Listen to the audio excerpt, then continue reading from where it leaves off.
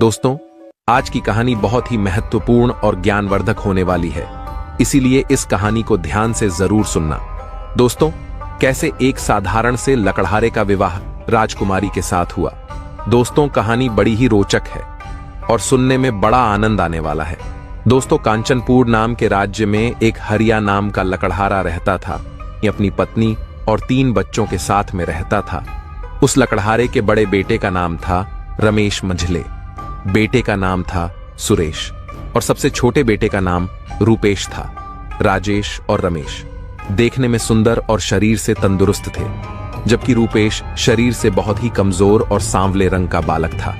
लकड़हारे के घर में लकड़हारे के बड़े बेटे और उसके मंझले बेटे की ही चलती थी, क्योंकि वह दोनों सुंदर थे और शरीर से तंदुरुस्त थे।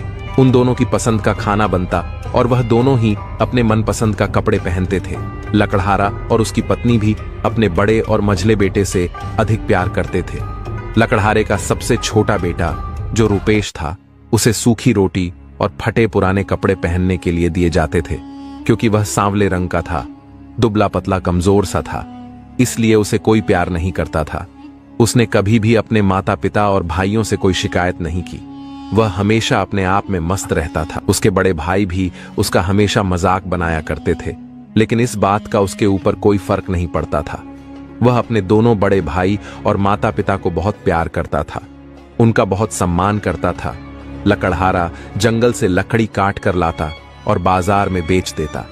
इसी तरह से उसके घर परिवार का खर्चा बड़ी अच्छी तरह से चल रहा था। एक दिन की बात है कि हरिया, जो वह लकड़हारा था, वह बहुत बीमार पड़ गया।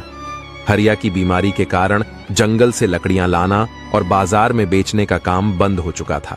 घर में जो भी पैसा रखा था, धीरे सब समाप्त हो गया। एक दिन लकड़हारे की पत्नी ने अपने सबसे बड़े बेटे राजेश को बुलाया और कहा कि बेटा, तुम्हारे पिता की तबीयत खराब होने के कारण घर का खर्चा भी ठीक से नहीं चल पाता है, इसलिए अब तुम्हें जंगल में जाकर लकड़ियां काट करके बाजार में बेचना होगा, जिससे घर का खर्चा चलता रहे और तुम्हारे पिता का इलाज भी होता रहे। मां ने अपने बेटे से कहा कि मुझे पूरा विश्वास है कि इस मुसीबत की घड़ी में तुम अपने परिवार का साथ दोगे। लकड़हारे की पत्नी ने राजेश को खूब अच्छा भोजन बना करके खिलाया और रास्ते के लिए पूरी सब्जी बना करके बांध दिया और साथ ही में एक कमंडल दूध भर कर दिया। मां ने अपने बेटे को कुल्हाड़ी देते हुए कहा कि बेटा, जब तुम्हें जंगल में भूख लगेगी तो तुम पूरी सब्जी खा लेना और ऊपर से मीठा दूध पी लेना। इस तरह से लकड़हारे का बेटा, जो बड़ा बेटा था राजेश, जंगल में लकड़ियां काटने के लिए घर से निकल पड़ा। वह अभी कुछ ही दूर चला था कि रास्ते में एक बुढ़िया दिखाई दी, जो बहुत ही दुबली पतली थी। उसने राजेश को रोकते हुए कहा कि बेटा, मुझे बहुत जोरों की भूख लगी है, मैं कई दिनों से भूखी हूं। तुम्हारे थैले में पूड़ी और सब्जी है और कमंडल में मीठा दूध है। बेटा, मुझ पर दया करके थोड़ा सा खाना खिला दो और मीठा दूध पिला दो। यदि तुम मेरी मदद करोगे तो ईश्वर भी तुम्हारी जरूर मदद करेगा। बुढ़िया के मुंह से इस तरह की बात सुनते ही बड़ी बड़ी आंखें बनाते हुए राजेश बुढ़िया से कहने लगा कि बुढ़िया, तुम तो बहुत चालाक हो, मैं अपना भोजन तुमको खिला दूंगा तो मैं क्या खाऊंगा। चल हट जा हमारे रास्ते से और जाने दे मुझको। तू मरती है तो मर जा, मुझसे क्या लेना देना। राजेश की बात सुनकर बुढ़िया को बड़ा दुख हुआ। राजेश वहां से सीधा जंगल में पहुंचा, दूध का कमंडल और भोजन का थैला उठाकर जमीन पर रख दिया और एक सूखे पेड़ की तलाश कर उसे काटने लगा। अभी उसने 2-4 कुल्हाड़ी ही चलाई थी, तभी झटके से कुल्हाड़ी उछल करके सीधा उसके हाथ पर लग गई। राजेश के हाथ से खून की धारा बहने लगी। दर्द के मारे वह चिल्लाने लगा, लेकिन उस जंगल में कोई उसकी मदद करने वाला नहीं था। किसी तरह से वह अपने घर को वापस लौट आया। मां बेटे को देखते ही कहने लगी कि हाय, मेरे बेटे को क्या हो गया। उसने राजेश की मरहम पट्टी किया और उसे आराम करने को कहा। अगले दिन मां ने अपने दूसरे बेटे रमेश को बुलाकर कहा, बेटा, पिताजी तुम्हारे बीमार हैं और तुम्हारा बड़ा भाई जख्मी हालत में पड़ा हुआ है। अब ऐसे में जंगल से लकड़ियां तुम्हें लानी होगी। मुझे पूरा विश्वास है कि इस कठिन समय में तुम अपने परिवार का साथ दोगे। इस तरह से मां ने अपने दूसरे बेटे रमेश को अच्छा भोजन बना करके खिलाया और फिर जंगल में खाने के लिए उसके थैले में पूरी सब्जी बांध दिया और साथ ही में कमंडल में मीठा दूध भर दिया। लकड़हारे की पत्नी ने रमेश के माथे पर हाथ फेरते हुए कहा कि बेटा जल्दी से जंगल से लकड़ियां काट करके उन्हें बाजार में बेच करके आना। रमेश ने अपने कंधे पर कुल्हाड़ी रखी, हाथ में खाने का थैला लिया और निकल पड़ा जंगल में लकड़ियां काटने के लिए।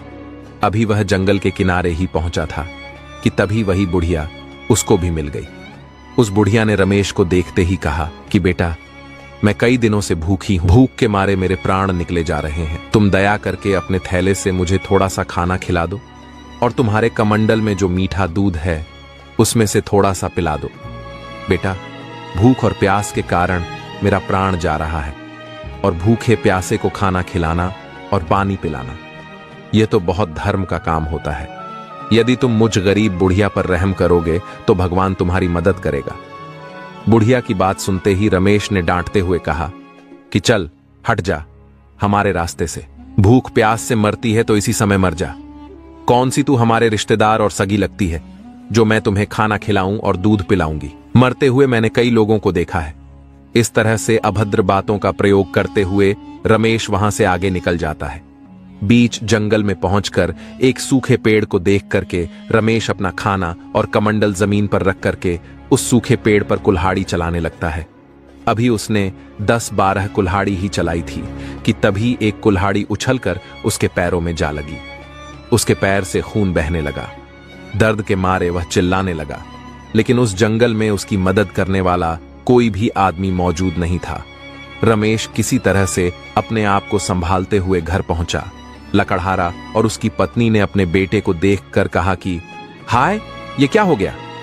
लकड़हारा कहने लगा कि किस्मत ने कैसा जाल फैलाया है। एक ही समय में मेरे दोनों बेटे और मैं खुद बिस्तर पर पहुंच गया। अब घर का खर्चा कैसे चलेगा? किसी तरह से रात बीती तो जो लकड़हारे का सबसे छोटा बेटा रुपेश था, वह अपने माता पिता के पास पहुंचा और कहने लगा कि पिताजी, मैं भी आपका बेटा हूं। इस समय मेरे दोनों भाई जख्मी हालत में हैं और आप बीमार हैं। अब ऐसी स्थिति में आप तीनों से घर का काम नहीं हो पाएगा। यदि आप मुझे इजाजत दे तो मैं जंगल से लकड़ियां काटकर बाजार में बेच आऊं। रूपेश की बात सुनकर उसके माता पिता हंसने लगे और कहने लगे, अरे बेवकूफ, जंगल से लकड़ियां काटकर लाना कोई आसान काम नहीं है। अपने माता पिता के मुख से ऐसी बात सुनकर रूपेश कहने लगा कि पिताजी, मैं शरीर से भले ही कमजोर हूं, लेकिन मुझ में हिम्मत है और मैंने अपने बुजुर्गों से सुना है कि जो हिम्मत करके आगे बढ़ता है भगवान उसकी मदद स्वयं करते हैं। लकड़हारा और उसकी पत्नी कहने लगी कि बेटा, तुम तो बेवकूफी भरी बातें कर रहे हो। तुम्हारे शरीर में तो इतना जोर भी नहीं है कि तुम कुल्हाड़ी ठीक से चला सको और दिमाग में इतनी अक्ल नहीं है कि तुम बाजार में जाकर लकड़ियां बेच सको। लकड़हारा और उसकी पत्नी ने उसे बहुत समझाया, लेकिन वह अपनी जीत पर अड़ा रहा कि मैं जंगल जाकर लकड़ियां लाऊंगा और उन्हें बाजार में बेचूंगा। उसकी जीत देख करके रूपेश के माता पिता ने कहा कि ठीक है, जा तू भी जंगल जाकर अपनी किस्मत को आजमा कर देख ले और अपने शौक पूरे कर ले। रूपेश जब कुल्हाड़ी लेकर अपनी मां के पास पहुंचा तो उसे देखते ही लकड़हारे की पत्नी कहने लगी, अरे बेवकूफ, क्यों जीत कर रहा है? जो काम मेरे दोनों बेटे नहीं कर सके वह काम तू क्या करेगा? लकड़हारे की पत्नी ने एक सूखी रोटी और कमंडल में थोड़ा सा पानी देते हुए कहा कि जब तुझे भूख लगे तो इस सूखी रोटी को खाकर पानी पी लेना, इससे ज्यादा तुझे कुछ भी नहीं चाहिए, तेरा पेट इसी में भर जाएगा। मां ने जहां अपने दोनों बड़े बेटे राजेश और रमेश के लिए पूरी सब्जी और मीठा दूध देकर जंगल भेजा था, वहीं रूपेश को एक सूखी रोटी और पानी देकर जंगल भेज दिया। रूपेश बहुत खुश था। वह एक हाथ में सूखी रोटी और पानी लिए हुआ था और दूसरे हाथ से कंधे पर रखी हुई कुल्हाड़ी को पकड़े चला जा रहा था। उसे कोई चिंता नहीं थी, बस उसके मन में एक ही धुन थी कि उसे लकड़ी काट कर लाना है। अभी रूपेश जंगल के किनारे ही पहुंचा था कि तभी उसे वहीं बुढ़िया फिर मिल गई जो उसके दोनों बड़े भाइयों को मिली थी। उस बुढ़िया ने रूपेश को देखते ही कहा कि बेटा, मैं कई दिनों से भूखी हूं और प्यासी हूं। भूख और प्यास के कारण मेरे प्राण जा रहे हैं। यदि तुम मुझे अपने से थोड़ा सा भोजन करा देते तो और पानी पिला देते तो मेरे प्राण बच जाते। उस बुढ़िया के मुख से इस तरह की बात सुनते ही रूपेश कहने लगा कि माँ जी, आप तो मुझे बहुत कमजोर और भूखी प्यासी दिखाई देती है, लेकिन क्या करूं, मेरे पास कोई अच्छा खाना नहीं है। मेरे पास तो केवल सूखी रोटी है। यदि आप इसे खाना चाहो तो बड़ी शौक से खा सकती हो। इतना कहकर के जैसे ही रूपेश अपने थैलों को खोलने लगा तो उसके आश्चर्य का ठिकाना नहीं रहा। उसने देखा कि उसके थैले में सूखी रोटी की जगह पर पूरी पकवान और मिठाइयां भरी पड़ी हैं। रूपेश ने जब अपने कमंडल को खोल करके देखा तो उसमें मीठा दूध है। पानी की जगह उसके कमंडल में मीठा दूध और सूखी रोटी की जगह उसके थैले में पूरी और पकवान थे। यह सब देख करके रूपेश आश्चर्यचकित था। वह कहने लगा, कहीं मैं कोई सपना तो नहीं देख रहा हूं? यह सब कैसे हो गया? रूपेश की बात सुनकर बुढ़िया कहने लगी, बेटा, यह सपना नहीं, हकीकत है। तुमने मुंह गरीब लाचार बुढ़िया पर दया दिखाई, यह उसी का फल भगवान ने दिया है। तुम्हारी सूखी रोटी पूरी और पकवान बन गए और कमंडर में रखा पानी मीठा दूध बन गया।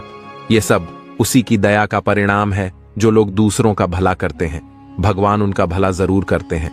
रूपेश उस बुढ़िया को खाना खिला करके जब जंगल की ओर जाने लगा तो बुढ़िया कहने लगी कि बेटा, मैं बहुत भूखी थी और तुमने मुझे खाना खिलाया। उसने कहा, मैं तुम्हें कुछ देना चाहती हूं, आओ मेरे साथ। इतना कहकर बुढ़िया रूपेश को साथ में लेकर के चलने लगी। एक पेड़ के पास पहुंचकर बुढ़िया ने कहा कि बेटा, जब मैं चली जाऊं तब तुम इस पेड़ को काट देना, तो तुम्हें एक ऐसी चीज मिलेगी जो तुमने इससे पहले कभी नहीं देखी होगी। वह चीज तुम्हारे बहुत काम आएगी और हो सकता है कि इस चीज के कारण तुम्हारी किस्मत बदल जाए। इतना कहकर वह बुढ़िया वहां से चली गई। रूपेश बहुत खुश था। जब वह बुढ़िया रूपेश की नजरों से ओझल हो गई तो उसने कुल्हाड़ी को दोनों हाथों से पकड़ा और उस पेड़ पर जोर जोर से वार करने लगा। वह दुबला पतला कमजोर सा सांवला रंग का लड़का, अभी उसकी उम्र ही क्या थी, लेकिन उसने हिम्मत नहीं हारी। वह जोर जोर से पेड़ पर कुल्हाड़ी चलाता रहा। आखिर में वह पेड़ कटकर जमीन पर गिर गया। रूपेश के आश्चर्य का ठिकाना नहीं था। वह देखकर हैरान था। उसने देखा कि इस पेड़ के तने में एक सुंदर सी चिड़िया बैठी है, जिसके पंख सोने के थे, जो पूरी तरह से सोने की थी। रूपेश ने उस चिड़िया को देखकर कहा कि यदि मैं इसे बाजार में बेच दूं तो इससे बहुत सारे पैसे मिलेंगे। इससे तो सच में हमारी किस्मत बदल जाएगी और हम अमीर हो जाएंगे। हमारे माँ बाप को जंगल से लकड़ियां काट करके बेचना नहीं पड़ेगा। और यही विचार करके रूपेश ने उस सोने की चिड़िया को उठा लिया और उसे बेचने के लिए शहर जाने लगा। लेकिन शहर वहां से काफी दूर था। रूपेश के शहर पहुंचते पहुंचते अंधेरा हो चुका था। वहां की सारी दुकानें बंद हो चुकी थीं। ऐसे में उसने अपने सोने की चिड़िया का कोई खरीदार उसे दिखाई नहीं दिया। अब ऐसी स्थिति में वह अपने घर वापस नहीं जा सकता था, क्योंकि रात बहुत हो चुकी थी। ऐसे में उसे रात भर वहीं गुजारना था। रूपेश एक सराय वाले के पास गया और कहने लगा कि भाई साहब, क्या मैं आपके यहां रात्रि के लिए विश्राम कर सकता हूं? आपका जो भी किराया बनेगा वह मैं चुका दूंगा, क्योंकि मुझे सुबह यहां की बाजार देखनी है। रूपेश की बात सुनकर के सराय वाले ने कहा कि यह सराया मैंने इसीलिए बनवा रखी है कि तुम जैसे मुसाफिर आए और यहां पर विश्राम करें। तुम आराम से यहां पर रात गुजार सकते हो। उस सराय वाले ने जब रूपेश के हाथ में एक अद्भुत चिड़िया देखी तो कहने लगा, अरे, ये सोने की चिड़िया तुम्हारे पास कहां से आई? इसके तो सारे पंख सोने के हैं। कितनी सुंदर चिड़िया है। ऐसी अद्भुत चिड़िया मैंने अपने जीवन में कभी नहीं देखी। मैं अपनी बेटियों को बुला करके लाता हूं और इस अद्भुत चिड़िया को दिखाता हूं। मेरी तीनों बेटियां इस सोने की चिड़िया को देख करके बहुत प्रसन्न हो जाएंगी। वह सराय वाला तुरंत ही अपनी तीनों बेटियों को बुला करके लाया और कहने लगा कि देखो, यह सोने की चिड़िया कितनी सुंदर है। बड़ी बेटी ने कहा कि यह चिड़िया कितनी सुंदर है। मझली बेटी ने कहा कि इसके पंख तो सोने के हैं, और सबसे छोटी बेटी ने कहा रूपेश से कि तुम बड़े किस्मत वाले हो, जो ऐसी अद्भुत चिड़िया तुम्हारे पास है जो पूरी तरह से सोने की है। रूपेश जिसके घर में ठहरा हुआ था, उसकी तीनों बेटियां उस सोने की चिड़िया को देख करके बहुत खुश थी। रूपेश ने सराय वाले के कहने पर उस सोने की चिड़िया को दूसरे कमरे में रखा और खुद दूसरे कमरे में जाकर के लेट गया। रूपेश काफी थक चुका था, इसलिए उसे लेटते ही नींद आ गई और वह गहरी नींद में सो गया। उधर वह सराय वाले की जो सबसे बड़ी बेटी थी, उसके मन में उस सोने की चिड़िया को देख करके लालच पैदा हो गया। वह सोचने लगी कि यदि मैं उसके एक पंख को नोच लूं तो इससे उस पर कोई फर्क भी नहीं पड़ेगा। यही सोच करके सराय वाले की सबसे बड़ी बेटी उस सोने की चिड़िया वाले कमरे में पहुंच जाती है। जैसे ही वह चिड़िया के पंख नोचने के लिए अपने हाथ को आगे बढ़ाती है, उसके हाथ इस चिड़िया से चिपक जाते हैं। वह बहुत प्रयत्न करती है, लेकिन अपने हाथ उससे नहीं छुड़ा पाती और जोर जोर से अपनी छोटी बहन को बुलाने लगती है। बड़ी बहन की आवाज सुनकर के मंझली वाली बहन आती है। उसने आते ही कहा कि अरे दीदी, यह क्या हो गया? बड़ी बहन ने कहा कि तुम देखती नहीं कि मेरे हाथ इस चिड़िया से चिपके हैं, जल्दी से मेरे हाथ इस चिड़िया से छुड़ाओ। जैसे ही वह हाथ छुड़ाने के लिए उस चिड़िया को हाथ लगाती है, वैसे ही उसके हाथ भी उसे चिपक जाते हैं। अब क्या उन दोनों बहनों के हाथ उस सोने की चिड़िया से चिपक जाते हैं और वह दोनों अपनी छोटी बहन को आवाज देने लगती हैं। उन दोनों की आवाज सुनकर उसकी छोटी वाली जो बहन थी वह आती है और वह भी जैसे अपनी दोनों बहनों को हाथ छुड़ाने के लिए आगे हाथ बढ़ाती है, उसके भी हाथ उस सोने की चिड़िया से चिपक जाते हैं। रात भर उन तीनों बहनों के हाथ उस सोने की चिड़िया से चिपके रहे और वह रात भर रोती रही। सुबह होते ही रूपेश जैसे ही चिड़िया के पास पहुंचा, वहां का नजारा देख करके वह दंग रह गया। रूपेश विचार करने लगा कि जरूर इन तीनों ने इस सोने की चिड़िया को चुराने की कोशिश किया होगा, इसीलिए इन तीनों के हाथ इससे चिपक गए हैं। तभी वह सराय वाला भी वहीं आ गया और कहने लगा, अरे दुष्ट लकड़हारा, तुमने यह क्या कर दिया? तुम देखते नहीं कि मेरे तीनों बेटियों के हाथ तुम्हारी सोने की चिड़िया से चिपक गए हैं? रूपेश कहने लगा कि इसमें मैंने कुछ नहीं किया है, जो भी किया है वह तुम्हारी तीनों बेटियों ने मिलकर किया है। जरूर इन्होंने इस सोने की चिड़िया को चुराने का प्रयास किया होगा, इसीलिए इनको इनकी करनी का फल मिला है। इसमें मेरी कोई गलती नहीं है, मुझे तो अपनी चिड़िया लेकर के जाना है। और इतना कहकर के रूपेश अपनी चिड़िया को लेकर के वहां से चल पड़ा, उसकी सोने की चिड़िया के साथ वह सराय वाले की 3 बेटियां भी, क्योंकि उन तीनों के हाथ उस सोने की चिड़िया से चिपके हुए थे। ऐसे में वह सराय वाला भी कुछ नहीं कर पा रहा था। उनकी तीनों बेटियां अपने बाप की ओर देखे जा रही थीं और रोए जा रही थीं, लेकिन वह बेबस था, कुछ भी नहीं कर पा रहा था। जब रूपेश वहां से कुछ दूर शहर के बाहर निकला, तभी एक बूढ़े आदमी की नजर उन पर पड़ गई। वह बूढ़ा आदमी सराय वाले की तीनों बेटियों को देखकर पहचान गया। वह सोचने लगा कि यह लड़का आखिर इन तीनों को लेकर कहां जा रहा है। तभी उस बूढ़े आदमी ने आवाज लगाई, अरे बेटे, तुम इन तीनों लड़कियों को लिए कहां जा रहे हो? रुक जाओ। जब रूपेश ने उसकी किसी बात पर ध्यान नहीं दिया और वह चलता रहा, तभी दौड़ करके वह बूढ़ा उन लड़कियों को छुड़ाने के लिए जैसे ही उस लड़की को अपना हाथ लगाता है, वह भी उनके साथ चिपक जाता है। वह कहने लगा, यह क्या हो गया? मेरा हाथ कैसे चिपक गया? छुड़ाओ छुड़ाओ, मुझे छुड़ाओ। इस तरह से वह जोर जोर से आवाज लगाकर चिल्लाने लगा। तभी वहां से एक राहगीर गुजर रहा था। उस राहगीर ने देखा कि एक लड़का अपने बगल में एक चिड़िया को दबाए जा रहा है और उस चिड़िया के पीछे पीछे 3 लड़कियां जो रोए जा रही हैं और उन लड़कियों के पीछे एक बूढ़ा आदमी जो बचाओ बचाओ की आवाज लगा रहा है। उस राहगीर की कुछ समझ में नहीं आ रहा था और वह दौड़ करके उस बूढ़े आदमी को बचाने के लिए जैसे ही उसको हाथ लगाया, वह भी उनके साथ चिपक गया। डर के मारे वह राहगीर ही चिल्लाने लगा, बचाओ बचाओ, मेरे हाथ चिपक गए हैं। वहीं पर रास्ते में 2 किसान अपने खेतों में काम कर रहे थे। उस राहगीर की आवाज सुनकर वह भी उसे बचाने के लिए दौड़ पड़े और जैसे ही उन दोनों किसानों ने राहगीर को पकड़कर पीछे खींचना चाहा, वैसे उन दोनों के हाथ भी उस राहगीर से चिपक गए। वह दोनों किसान बहुत प्रयास किया अपना हाथ छुड़ाने के लिए, लेकिन वह अपना हाथ नहीं छुड़ा पाए। फिर मजबूर होकर के पीछे पीछे चलने लगे। अब आगे दिनेश चिड़िया को बगल में दबाए जा रहा था, उसके पीछे सराय वाले की 3 बेटियां चली जा रही थीं। उनके पीछे एक बूढ़ा आदमी, फिर उनके पीछे राहगीर और उसके बाद में दोनों किसान, कुल मिलाकर के 7 आदमी उस लकड़हारे के बेटे के पीछे पीछे चले जा रहे थे, क्योंकि उस चिड़िया ने उन सबको जकड़ रखा था और वह सभी बेबस होकर के पीछे पीछे चले जा रहे थे। शाम होते होते वह एक शहर में पहुंच गया। जैसे ही वे लोग शहर में पहुंचे तो उन्हें देखने के लिए भीड़ लग गई। लोग अपनी छतों से और सामने से चारों तरफ से उन्हें देखे जा रहे थे। ऐसा नजारा किसी ने पहले नहीं देखा था। शहर में दाखिल होने से पहले सराय वाले की बड़ी बेटी ने रूपेश से कहा कि तुम ऐसे कब तक चलते रहोगे? हम लोग थक चुके हैं और रात भी होने वाली है, अब आगे जाने के बजाय यहीं पर रुक जाओ। तब रूपेश उन सभी को लेकर एक जगह पर पहुंचा और कहने लगा कि हम मुसाफिर हैं क्या? हम सभी आज रात्रि के लिए यहां पर रुक सकते हैं।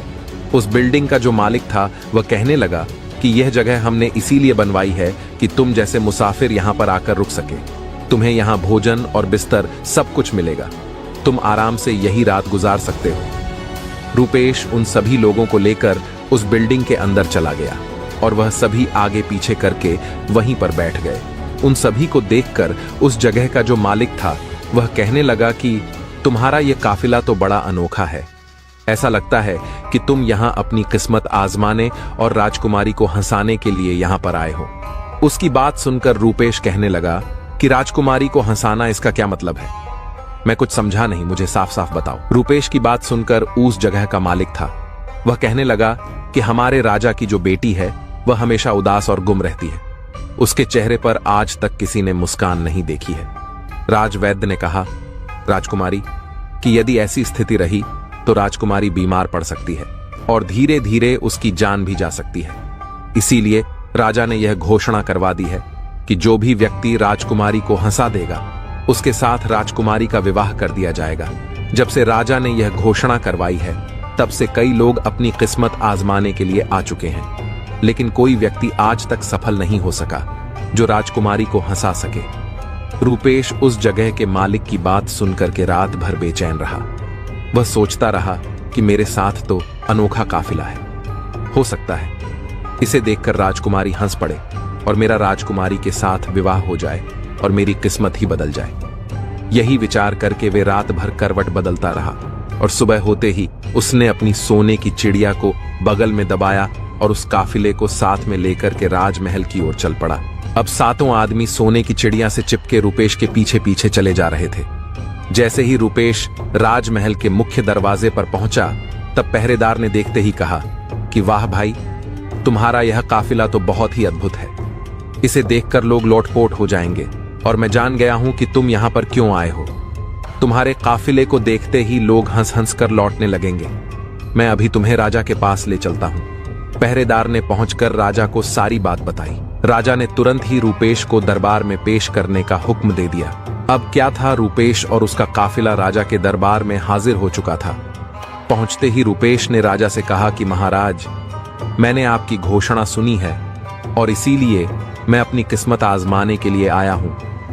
यदि आप आज्ञा दें तो मैं राजकुमारी को हंसाने का पूरा प्रयास करूंगा और मुझे विश्वास भी है कि राजकुमारी को हंसी जरूर आ जाएगी। राजा ने जब रूपेश के काफिले को देखा तो कहा, वाह, बहुत खूब, तुम्हारा काफिला तो बहुत ही अद्भुत है।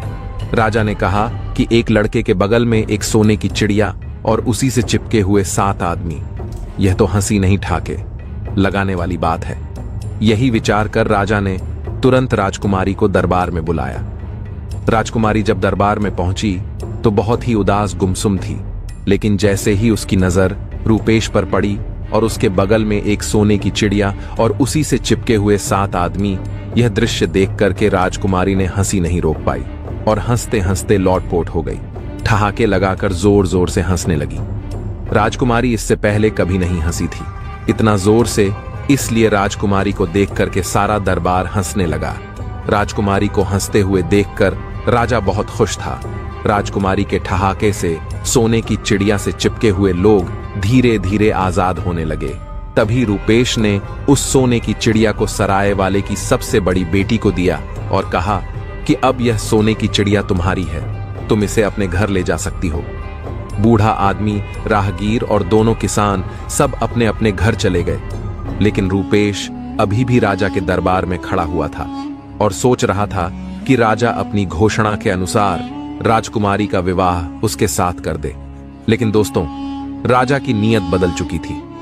राजा सोच रहा था कि इसने राजकुमारी को हंसाया तो ठीक है, लेकिन एक मामूली लड़के से साथ राजकुमारी का विवाह कैसे कर दूं? राजा किसी भी हालात में उस मामूली लड़के को अपना दामाद नहीं बनाना चाहता था। अब राजा ने एक उपाय सोचा जिससे राजकुमारी का विवाह रूपेश से ना हो सके, और उधर रूपेश राजकुमारी के साथ विवाह करने के लिए बिल्कुल उतावला हो रहा था। रूपेश ज्यादा देर तक इंतजार नहीं कर सका। उसके सब्र का बांध टूट चुका था। उसने राजा से कहा कि महाराज, मैंने आपकी शर्त पूरी कर दी है, अब आप भी अपनी शर्त के अनुसार राजकुमारी का विवाह हमारे साथ कर दीजिए। रूपेश की बात सुनकर राजा ने कहा कि तुम अब भी हमारी बेटी के लायक नहीं हो, पहले उसके लायक बनो, तब हमसे आकर के मिलना। राजा की बात सुनकर रूपेश ने कहा कि महाराज, अब आप मुझसे क्या चाहते हैं? राजा ने कहा कि तुम एक ऐसे आदमी को ढूंढ करके लाओ जो 100 मन दूध एक साथ में पी जाए। राजा की बात सुनकर रूपेश बहुत परेशान था। वह सोच रहा था कि अब ऐसा आदमी मैं कहां से ढूंढ कर लाऊं। यही विचार करते करते वह उसी जंगल में जाकर पहुंच गया जहां पहले उसे वह बुढ़िया मिली थी जिसे उसने खाना खिलाया था। रूपेश सोचने लगा कि मैं उसी से अपनी समस्या कहूं, हो सकता है वह कोई समाधान निकाल दे। यही विचार कर रूपेश उस पेड़ के पास पहुंच गया जहां उसे सोने की चिड़िया मिली थी। रूपेश ने देखा कि वहां वह बुढ़िया बैठी रो रही है। रूपेश ने उस बुढ़िया को रोते हुए देखा तो पूछने लगा कि माता जी, आप क्यों रो रही हो? बुढ़िया ने कहा कि तुम बड़े नेक आदमी हो, इसीलिए मैं तुमसे बता रही हूं। मेरे बेटे को बहुत प्यास लगी है। उसने मटका भर पानी पी लिया है, लेकिन फिर भी उसकी प्यास नहीं बुझी है। यदि कहीं उसे 100 मन दूध मिल जाता तो उसे पीकर अपनी प्यास बुझा लेता, लेकिन इतना दूध कहां मिलेगा और कहां से आएगा? कौन उसे 100 मन दूध पिलाए? इतना सुनकर 100 मन दूध बहुत प्रसन्न हो गया। रूपेश बुढ़िया के बेटे के पास पहुंचकर कहने लगा, भाई तुम मेरे साथ चलो, मैं तुम्हें दूध पिलवाऊंगा। तुम जितना दूध पी सकते हो उतना पी लेना। इतना कहकर रूपेश उस बढ़िया के बेटे को अपने साथ लेकर के राजा के दरबार में पहुंच गया और कहने लगा कि महाराज, आप इसे जितना दूध पिलाना चाहते हो पिला दो, यह आपका 100 मन दूध पी जाएगा। राजा ने उस नाटे कद काठी आदमी को देखकर कहा कि यह आदमी देखने में तो बहुत छोटा है, यह कैसे इतना सारा दूध पी लेगा? रूपेश ने कहा कि महाराज, आप इसकी चिंता बिल्कुल मत करिए, आप दूध का इंतजाम करवाइए। राजा की आज्ञा से दूध मंगवाया गया और उस छोटे कद के आदमी ने दूध पीना शुरू किया और कुछ ही देर में दूध की सारी बाल्टियां खाली हो चुकी थीं। दरबार के सभी लोग आश्चर्यचकित थे कि इतना छोटा आदमी इतना सारा दूध कैसे पी गया। रूपेश ने बुढ़िया के बेटे को धन्यवाद दिया और उसे विदा कर दिया। फिर रूपेश राजा के पास पहुंचकर कहने लगा, महाराज, मैंने आपकी शर्त पूरी कर दी। अब आप भी अपने वचन के अनुसार राजकुमारी का विवाह मुझसे कर दीजिए। रूपेश की बात सुनकर राजा कहने लगा कि यह तो बड़ा आसान काम था, तुम कोई कठिन काम करके दिखाओ, इसके बाद मैं राजकुमारी का विवाह तुम्हारे साथ कर दूंगा। इतना कहकर राजा मन में विचार करने लगा कि अब कौन सा कठिन काम बताऊं जो यह कभी ना कर सके। फिर कुछ देर के बाद राजा ने रूपेश से कहा कि तुम एक ऐसे आदमी को ढूंढ कर लाओ जो रोटियों के पहाड़ को खा जाए। इसके बाद मैं तुम्हारा विवाह राजकुमारी के साथ कर दूंगा, और यदि तुम ऐसे आदमी को नहीं ला सके तो दोबारा अपना मुंह मुझे मत दिखाना। इतना कहकर के राजा दरबार से उठकर चला गया। वह सोच रहा था कि यह कोई आसान काम नहीं है, यह काम यह कभी नहीं कर पाएगा। रूपेश बहुत परेशान था। वह सोच रहा था कि राजा ने तो आज नई समस्या खड़ी कर दी। रूपेश ने सोचा कि मुझे वहीं पर जाना चाहिए जहां पर मुझे वह सोने की चिड़िया मिली थी। यही विचार कर रूपेश फिर उसी जगह पर पहुंच गया। रूपेश ने देखा कि वहां पर एक आदमी बैठा हुआ रो रहा था। जब रूपेश ने उससे रोने का कारण पूछा तो उसने कहा कि मैं इस जंगल के सारे फल तोड़ करके खा चुका हूं, लेकिन मेरी भूख शांत नहीं हो रही है। यदि कहीं 400-500 मन खाना मिल जाता तो मेरा पेट भर जाता, लेकिन इतना खाना कहां मिलेगा और कौन ला करके मुझको देगा? रूपेश उसकी बात सुनकर बहुत खुश हुआ और कहने लगा कि तुम मेरे साथ चलो, मैं तुम्हें भोजन करवाता हूं। रूपेश उस भूखे आदमी को लेकर के राजा के दरबार में पहुंच गया और कहा कि महाराज, आप रोटियां बनवाएं। यह आदमी बहुत भूखा है, ये रोटियों के पहाड़ को भी खा सकता है। राजा ने राज दरबार के सारे आटे की रोटियां बनवाई, रोटियों का पहाड़ लगा दिया। वह भूखा आदमी इतनी सारी रोटी देख करके खुशी से नाचने लगा। फिर उसने रोटियां खाना शुरू किया और धीरे धीरे एक एक करके उसने सारी रोटियां समाप्त कर दी। दरबार में बैठे हुए सारे लोग आश्चर्यचकित थे। राजा और राजा के दरबार के सभी लोग, राजकुमारी भी हैरान थी। कितना छोटा आदमी इतनी सारी रोटियां कैसे खा सकता है? उस भूखे आदमी ने कहा कि यदि रोटियां और हो तो लेकर के आओ, अभी थोड़ी सी भूख मुझे और बाकी है। रूपेश उसके पास पहुंचा और धन्यवाद देते हुए कहा कि आज मैं तुम्हारी वजह से राजा की शर्त को पूरी कर पाया हूं। इसके बाद रूपेश राजा के पास पहुंचा और कहा कि महाराज, मैंने आपकी यह तीसरी शर्त भी पूरी कर दी है। अब आप अपने वादे के मुताबिक राजकुमारी का विवाह मेरे साथ कर दीजिए। रूपेश की बात सुनकर राजा ने कहा, लगता है बहुत जल्दी में हो, अभी तुम्हें एक काम और करना है। तुम मुझे ऐसा जहाज ला करके दो जो हवा, पानी और जमीन तीनों पर चलता हो। यदि तुम ऐसा जहाज ला करके मुझको दोगे तो मैं समझ जाऊंगा कि तुम राजकुमारी के लायक हो। जब तक तुम्हें ऐसा जहाज ना मिले तब तक दोबारा लौटकर हमारे पास मत आना। राजा की बात सुनकर रूपेश वहां से चला गया। राजकुमारी यह सब बातें सुन रही थी। रूपेश के चले जाने पर कुमारी ने राजा से कहा कि पिताजी, यदि किसी के साथ वादा करो तो उसे निभाना चाहिए। आपने उस आदमी के साथ बहुत गलत किया है। राजकुमारी की बात सुनकर राजा कहने लगा कि तुम इस मामले में बिल्कुल चुप रहो।